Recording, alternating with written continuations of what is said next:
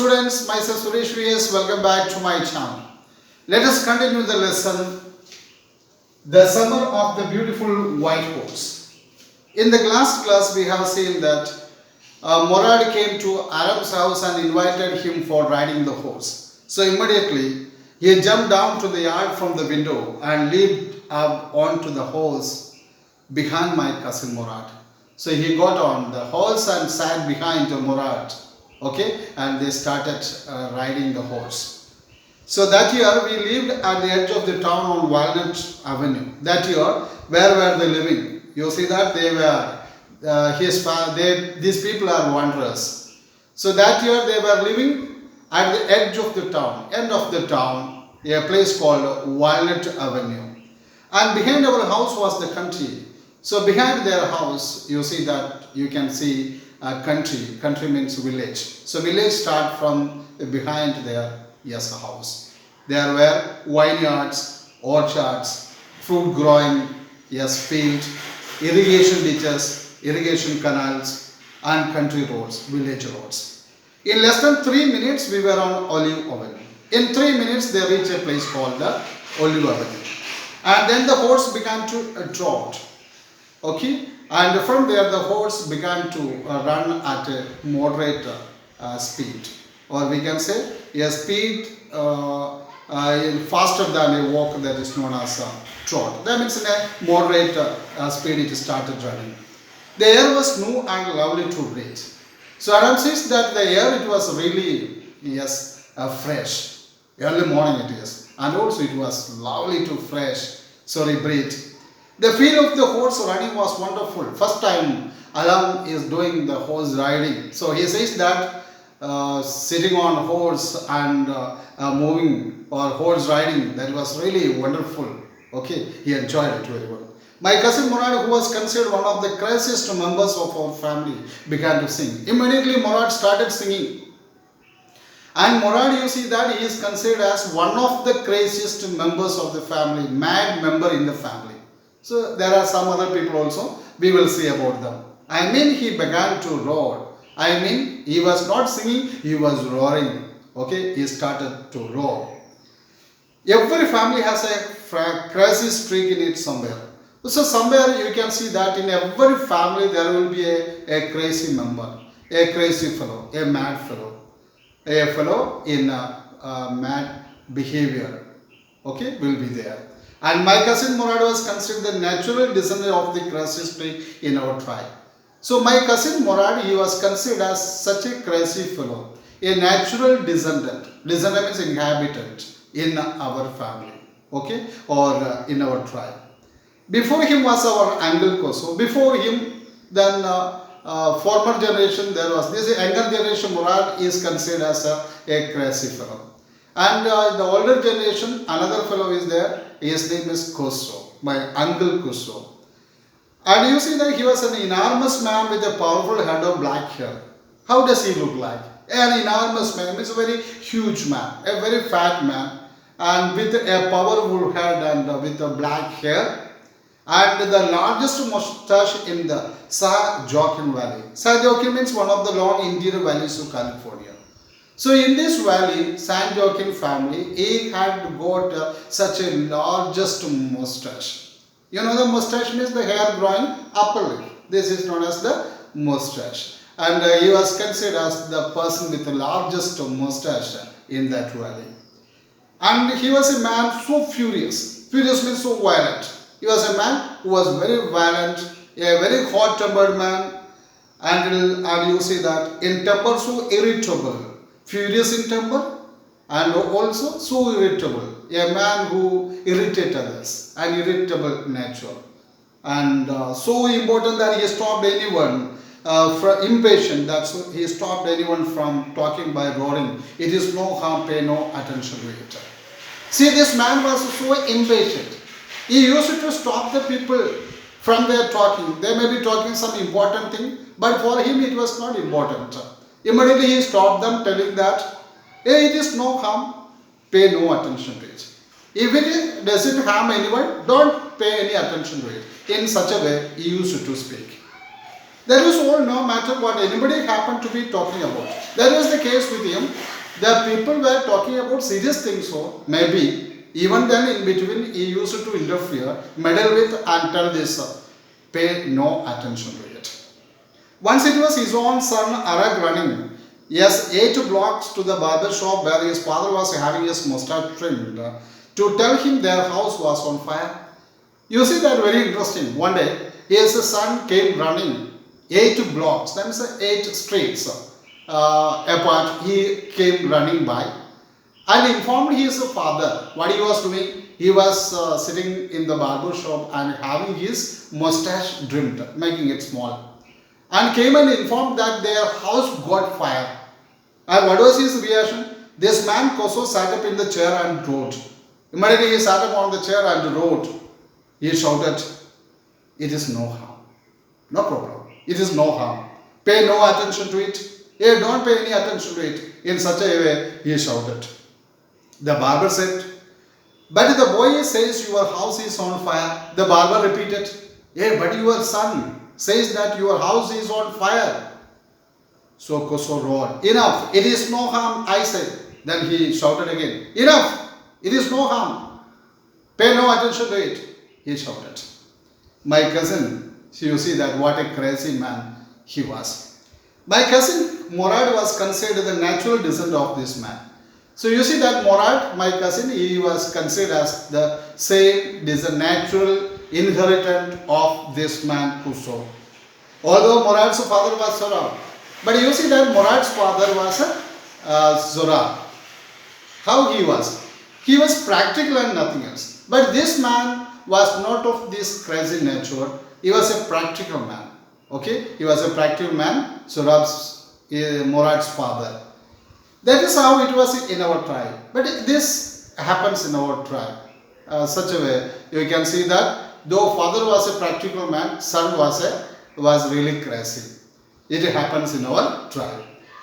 A man could be the father of his son's flesh, but that did not mean that he was also the father of his spirit. Spirit here means typical quality. You see that a father, he can be the father of his son's flesh, but it is not necessary that he is the father of the son's typical character or behavior. That means Sorav is a practical man, but Morad's behavior is entirely different from him. He got the behavior of his uncle. The distribution of the various kinds of spirit of our tribe. So the distribution or the division of the various kinds of the spirit of our tribe, that is the thinking, the quality of our tribe had been from the beginning capricious, you see that, unpredictable.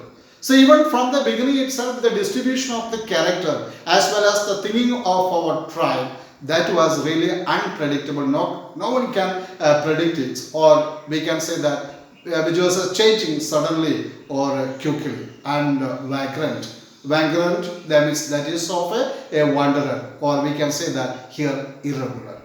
So the people, it means that the people, it was not necessary that the people or the children, they inhabited the character, yes, the behavior of their parents.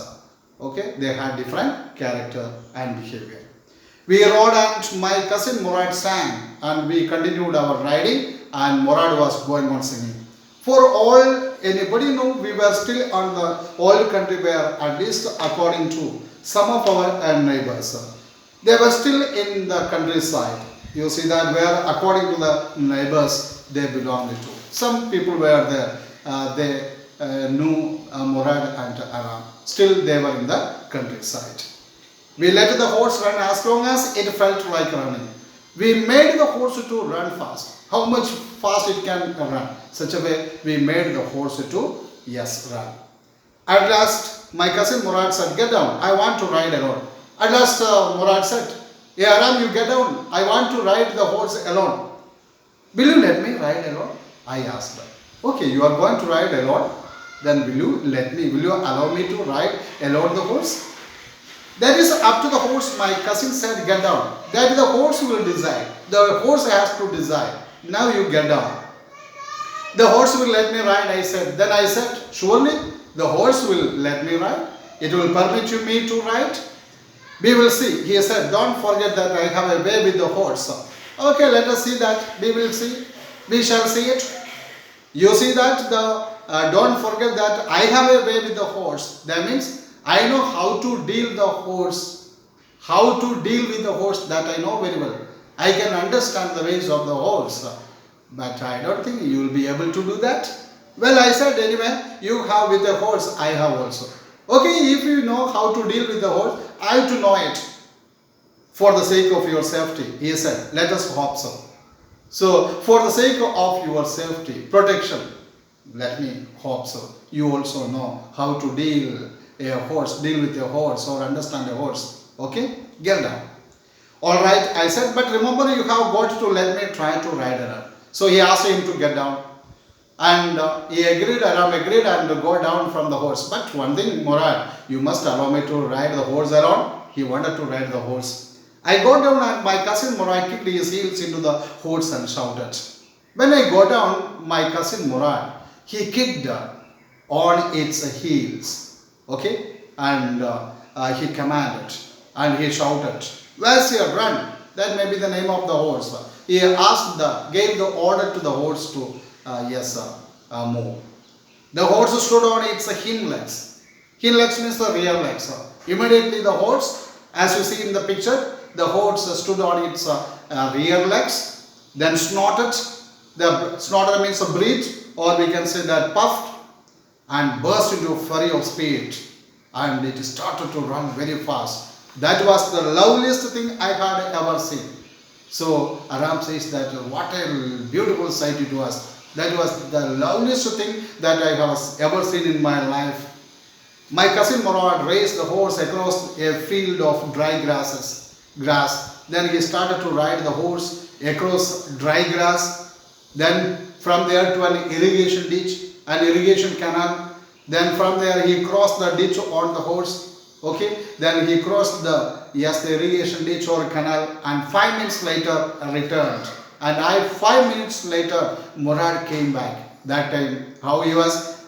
He was dripping wet. That means he was so wet. That's why you see that the water was dripping from his body. The sun was coming up. Now it's my turn to ride, I said. Now the sun was coming out. That means it was the daybreak started.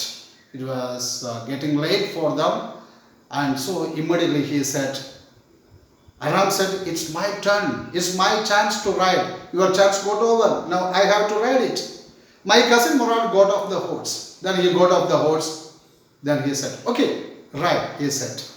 I leaped to the back of the horse and for a moment knew the most awful fear imaginable. And you see that he jumped on the back of the horse, to the back of the horse, and for a moment you see that he understood, because it was first time he was going to ride the horse. So a fear came to him, a horrible fear, and you see it cannot be imagined. An awful fear that was imaginable. That means that was able to be imagined. The horse did not move. He simply sat behind on the horse, but it was not moving. Kick into its muscle. Immediately Murad said, hey, you kick his muscle, then only it will move. My cousin Murad said, what are you waiting for? For whom you are waiting? We have got to take him back before everybody in the world is up and about. Yeah, man, we have to return back the horse. We have to keep back the horse before the people get up, wake up from their sleep. It's going to be day now, so you have to do it fast. I kicked into the muscles of the horse. Once again it reared and snorted. So when he kicked in the muscles of into the muscles of the horse, you see that the horse, as it did earlier, it stood on its rear legs, then breathed heavily or puff, then it began to run, then it started running. I did not know what to do. Instead of running across the fields to the irrigation ditch, the horse ran down the road to the vineyard of Dikran Halaban. You see that instead of the horse running to the field, to the irrigation ditch, it started to run to other place. Where did it go? It started to run to vineyard of a person called Dikran Halabian, where it began to leap over vines. And in that vineyard, he just started to leap. Leap means jump over the grapevines. The horse leaped over 7 vines before I fell. And you see that before it could complete 7 vines, Aram fell down from the horse. Then it continued running. From there, it continued running. My cousin Murad came running down the road. Immediately, Murad saw it. He understood that Aram couldn't control the horse. He fell down from the horse. So he came running by. I am not worried about you, he shouted. Aram, you see that he is lying on the ground. Murad said, hey, I am not worrying about you. He was not at all worried about what happened to. Yes, Murad was not at all worried about the injury of Aram. We have got to get that horse. But we have to catch that horse. Get back that horse. You go this way and I will go this way. So both of them started searching. If you come upon him, be kindly, I will be near.